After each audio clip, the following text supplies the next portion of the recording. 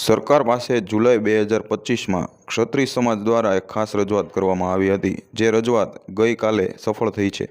જી હા મિત્રો, થોડા વર્ષો પહેલાં ખૂબ ચર્ચામાં રહેલા પદ્માવત મૂવી અને એમના થયેલા વિરોધને લઈ અને ક્ષત્રિય સમાજના કેટલાક યુવાનો અને આગેવાનો ઉપર કેસ કરવામાં આવ્યા હતા. એ સમયે બનેલા બનાવમાં મહેસાણા, વિજાપુર તથા મહુડી પાસે થયેલી ઘટનાઓમાં કેટલાક કેસો નોંધાયા હતા. જે કેસો પરત ખેંચવા માટે ક્ષત્રિય સમાજ અને ક્ષત્રિય સમાજના વિવિધ સંગઠનો દ્વારા મુખ્યમંત્રીના નિવાસસ્થાને એક ઉચ્ચસ્તરીય બેઠક યોજવામાં આવી હતી અને તેમને રજૂઆત કરવામાં આવી હતી. આ રજૂઆતમાં મુખ્યમંત્રીને મા પદ્માવતીના સ્વાભિમાન અને એમની અસ્મિતા અંગે પણ ધ્યાન દોરવામાં આવ્યું હતું.